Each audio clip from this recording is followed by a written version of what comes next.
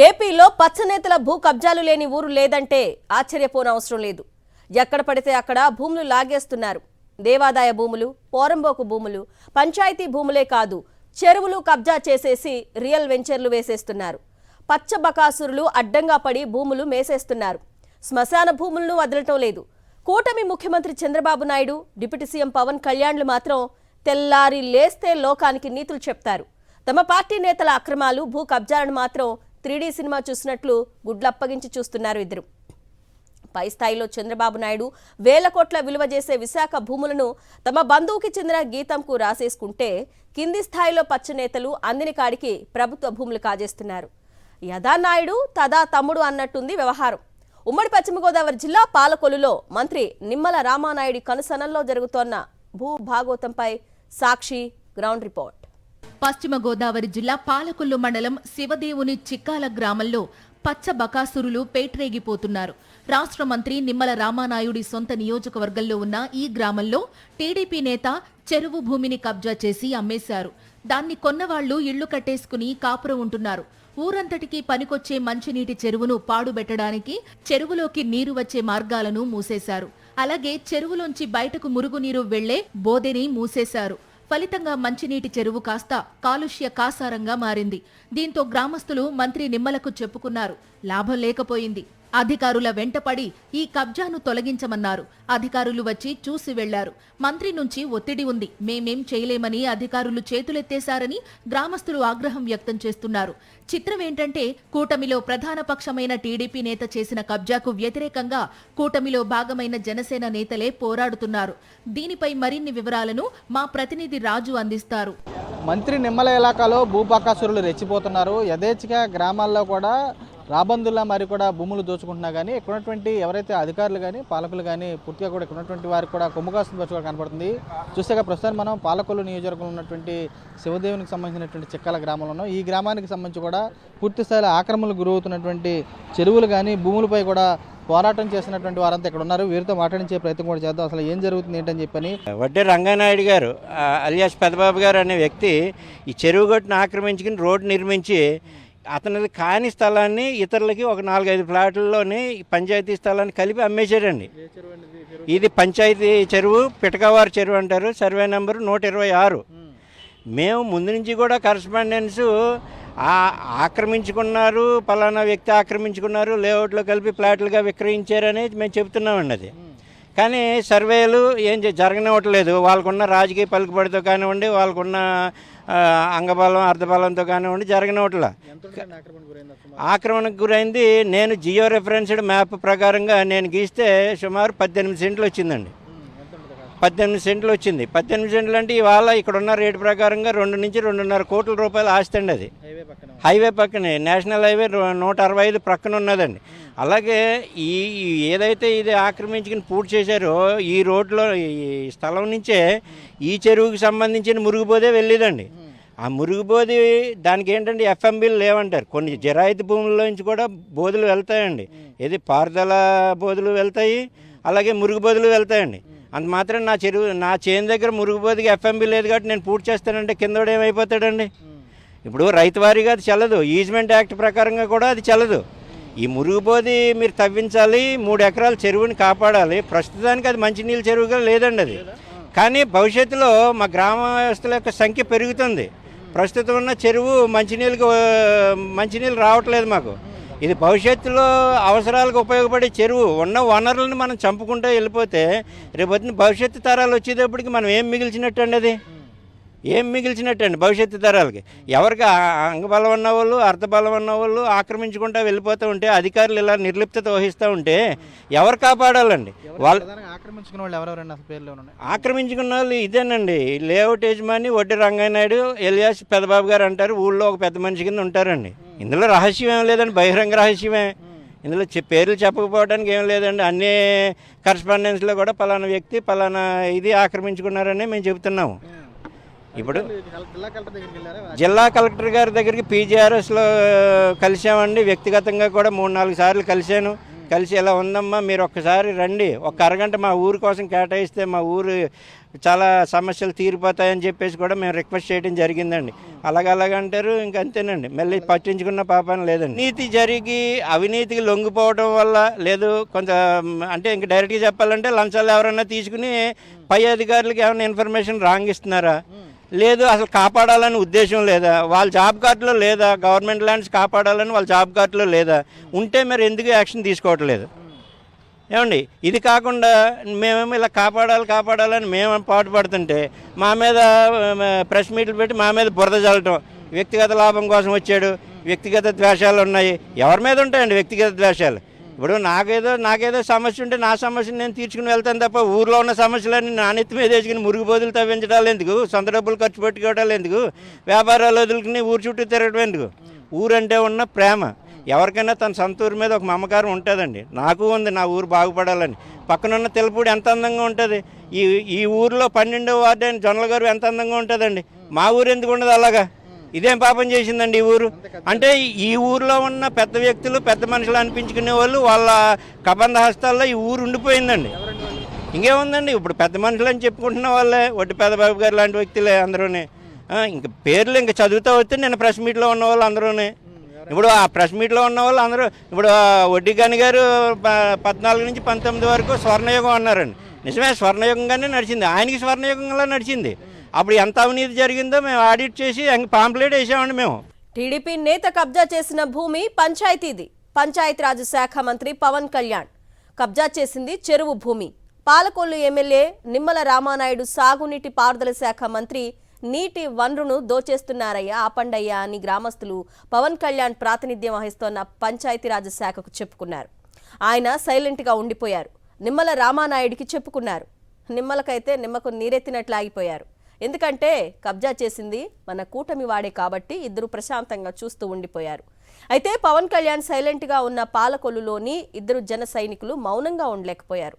తమ నేతకు బాధ్యత లేకపోయినా తమ గ్రామం కోసం వారు పోరాడుతున్నారు. పచ్చపార్టీ అక్రమాలను వారు ఎత్తి చూపుతున్నారు. పంచాయతీకి చెందిన చెరువు భూమి కబ్జాకు గురి కావడంతో స్థానిక ప్రజలు ఆగ్రహం వ్యక్తం చేస్తున్నారు. వీరిలో జనసేన నేత పినిశెట్టి అంజిబాబు కూడా ఉన్నారు. ప్రభుత్వ భూమిని కబ్జా చేసిన అధికారులు పట్టించుకోవడం లేదంటున్నారు అంజిబాబు. చెరువు భూమిలో రోడ్డెయ్యడానికి అసలు టీడీపీ నేత ఎవరు అని ఆయన మండిపడుతున్నారు. మా జనసేనలో నగ్గిన ఈ ప్రెసిడెంట్ గారు నన్ను ఏవైతే ఆవిడ ఇవన్నీ అవాస్తవాలని చెప్తుందో అంటూ ఆవిడ ఆడి అబద్ధాలు అక్కడ అవి క్లియర్గా తెలుస్తున్నాయి, మా ప్రజలకు తెలుస్తుంది. మెయిన్ వీళ్ళు ఇటువంటి వాళ్ళు అన్నది నేను ప్రెస్ మీట్ పెట్టి అలా మాట్లాడిన విధానం ఏంటంటే అసలు మాకే నవ్వొచ్చిందండి. అలా అన్ని అబద్ధాలు చెప్తా కూడా వాళ్ళే అబద్ధాలు అని చెప్తున్నారు. సరే మా అబద్ధాలే, సరే మీరు కరెక్ట్గా చేశారు, మీరు ఇదే పంచాయతీలో పనిచేస్తున్నారు, ఇప్పటికి ఇంకా ఉన్నారు కాబట్టి నేను ఆడిన అబద్ధాలు అయితే మీరు డైరెక్ట్ మీరు సిబిఐ ఏ ఎంక్వైరీ ఎంత వేయించండి. నేను రూపాయి దొంగిలించలేదు ఈ పంచాయతీలో. నేను ఈ 5 సంవత్సరాల నుంచి ప్రెసిడెంట్గా చేస్తున్నాను, రూపాయి దొంగిలించలేదు. ఆయనే నా మీద అభియోగాలు చేస్తున్నాడు అని చెప్పి మీరు నిరూపించండి. మీరు ఈ ఊరి నుంచి ఇడిచిపెట్టి వెళ్ళిపోతాను. సరే ఒకవేళ అది కనుక మీరు నిజమైతే మీరు ఏం చేస్తారో చెప్పండి. ఈ ప్రెస్ మీట్ పెట్టిన వాళ్ళంతా ఏం చేస్తారో చెప్పండి. అవినీతి జరిగిందా లేదా, మీరు తవ్వన బోతులు బిల్లు చేసుకున్నారా లేదా? అక్కడ ఇప్పుడు నన్ను అడగొద్దు, గ్రామ ప్రజలను అడగండి. ఏ బోధ ఉందో ఆ బోధి కాడికి వెళ్ళి అమ్మా ఈ బోధ తవ్వేరా, మరి తవ్వలేనప్పుడు బిల్లు ఎంత ఉంది అక్కడ ఆ రికార్డు చూడండి. అవినీతి ఒకటేంటండి, మేము మొత్తం పద్ధతి లెటర్ పూర్వకంగా చూపిద్దాం. మీరు వచ్చిపెట్టి మీ గవర్నమెంట్ ద్వారా వచ్చినాయే చూపిద్దాం. ఇంకెంత క్లారిటీగా చెప్తున్నాం కదా మేము. కనబడుతుంది కదండి డైరెక్ట్. ఇప్పుడు మండల సర్వేర్ నేనే దగ్గర ఉన్నాను, మండల సర్వేర్ మొక్కలు వేసి ఏ రకంగా వెళ్ళిందో మీరు చూశారు కదా. మరి ఇది అవినీతి జరిగిందా లేదా, ఇక్కడ అక్రమం జరిగిందా లేదా? అప్పుడు పంచాయతీ భూమిలో వేరే వాళ్ళు రోడ్డు వేయటం ఏంటండి? అది అక్రమంలో చేయని బట్టే కదా అక్కడ రోడ్డు వేసారు, లేకపోతే ఏ రకంగా రోడ్డు వస్తుంది అందులో? వాళ్ళు అంటారండి. మా పవన్ కళ్యాణ్ గారు మాకేం చెప్పారు, మీరు ప్రశ్నించండి, ప్రశ్నించినోడే సైనికుడు అని చెప్పాడు. నేను ప్రశ్నిస్తూనే ఉంటాను. అధికారులు చెప్తున్నారండి, నేను అదే అన్నాను మొన్న ప్రెస్ మీట్లో కూడా నేను చెప్పింది. అధికారులు ఏమని చెప్తున్నారంటే వెనకాల రామానాయుడు గారు ఉన్నారు అన్నట్టుగానే చెప్తున్నారు. ఇది వాస్తవం చెప్తున్నారు. నేను వెళ్ళాను, నేను ప్రశ్నించినప్పుడు నేను సెక్రటరీ గారిని ప్రశ్నించానండి. ఏంటి మీరు ఎందుకు చేయట్లేదు, 7వ తారీఖున పడగొట్టేస్తున్నాను, ఎందుకు పడగొట్టలేదని అడిగిన రోజు. మీరు అసలు మీద ఉన్నప్పుడు ఎందుకు పడగొట్టలేదని అడిగిన రోజు. ఏమంటే పైనుంచి మాకు ఒత్తిడి వస్తుందని చెప్పి అని అన్నారు ఆవిడ. ఆవిడ మరి నేను డైరెక్ట్ ఆలేదరిగా కూడా చెప్తాను రామానాయుడు గారికి. నేను రామానాయుడు గారికి ఓటేసాను ఇవాళ, నేను మా పవన్ కళ్యాణ్ గారికి చెప్పారని. నేను బీజేపీకి ఓటేసాను. నేను దమ్ముగా చెప్తాను, మీరు ఎక్కడికి రమ్మంటారు నేను వస్తాను. నేను దమ్ముగా చెప్తాను, నా కూటమి ప్రభుత్వం కోసం నేను చెప్తాను. ఎక్కడ ఆగుతున్నాయండి? ఇప్పుడు ఇన్నాళ్ళ నుంచి పెడుతున్నాం, ఇన్నాళ్ళ నుంచి నేను ఒక వార్డు నెంబర్గా నన్ను గెలిపించి రూపాయి బిల్ల తీసుకోలేదండి. రూపాయి బిల్ల తీసుకోకుండా 7వ వార్డు నుంచి నన్ను వార్డు నెంబర్గా పంపించారు. నేను ఇదే పంచాయతీలో అక్రమాలు జరగకుండా చూసుకోవాల్సిన బాధ్యత నాది. నాకు అప్ చెప్పారు. నేను అదే విధంగా అంతే నిక్కసికి ఇవాళ నిలబడి ఉన్నాను ఇక్కడ. నేను ఎక్కడ ఆపగలుగుతామండి? ఎక్కడ ఆపగలుగుతాం? వీళ్ళందరూ దొంగలందరూ ఒకటే ఆ గుడికి. నేను దొంగలు అని అన్నాను, డైరెక్ట్గా చెప్తున్నాను. మీరు రికార్డు తీయండి. మీరు దొంగలో కాదు నేను చెప్తాను. నేను కాదు, మామూలుగా మీ ప్రభుత్వ అధికారులు చెప్తారు మీరు దొంగలో కాదు. అధికారులకు ఎన్నిసార్లు ఫిర్యాదు చేసినా మాకు పైనుంచి ఒత్తిళ్లు వస్తున్నాయని మంత్రి నిమ్మల రామానాయుడి పేరే చెబుతున్నారు. దీనిపై గ్రామస్తులు మండిపడుతున్నారు. ప్రజాధనం నుంచి జీతాలు తీసుకునే ప్రభుత్వ ఉద్యోగులకు జీతాలు తీసుకునేటప్పుడు ఒత్తిళ్లు ఉండవా అని నిలదీస్తున్నారు. కబ్జాలు ఆపడం వారి బాధ్యత అని వారు సూచిస్తున్నారు.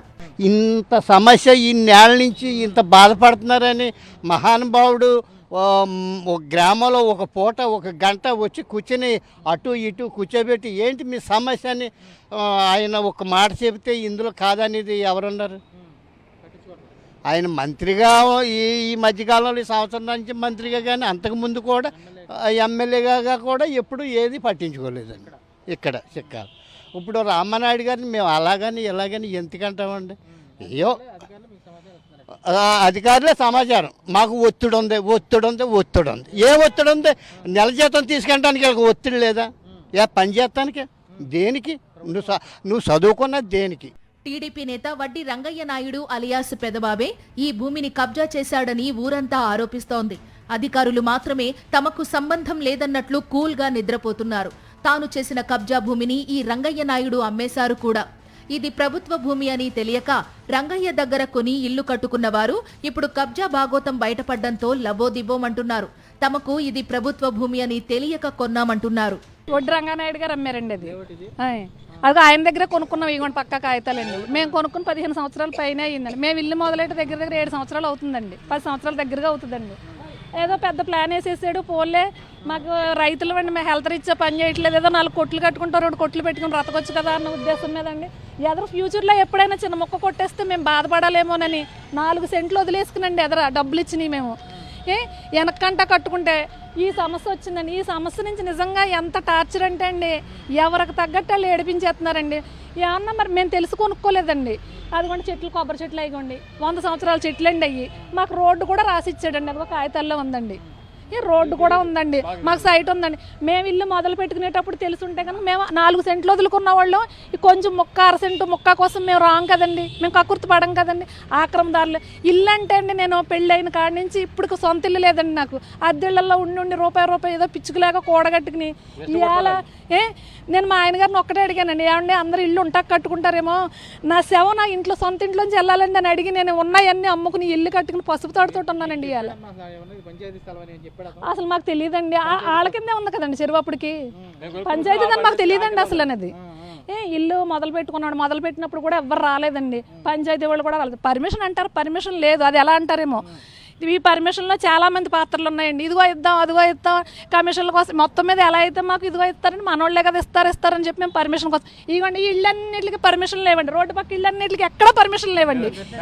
ఎక్కడ పర్మిషన్ లేవు. అసలు మీ ఊళ్ళో పర్మిషన్ లేవన్నారండి. అన్నారు కదా, ఫోన్లే ఏదో అయినా సరే మేము తీసుకుందాం, రూల్ ప్రకారం ఫైల్ ప్రకారం చేసుకుందాం అనుకుని మేము అసలు లింగం సత్యనారాయణ చుట్టూ ఎన్నిసార్లు తిరిగేమోనండి. ఆయన పర్మిషన్ ఇదిగో ఇప్పిందని, అదిగో ఇప్పిందని నేను ఎన్ని రోజులు తిప్పుకున్నాడు అనండి ఆయన. ఎందుకంటే ఆయన సీనియర్ కదా అని. అదే చెప్తాను కదండి. తర్వాత కడతారు కానీ మన ఊరే కదండి. ఇప్పుడు ఎవరికే లేవండి. ఇగో ఇవన్నీ లేవండి. వాళ్ళందరికీ కరెంట్లు ఇప్పించారండి.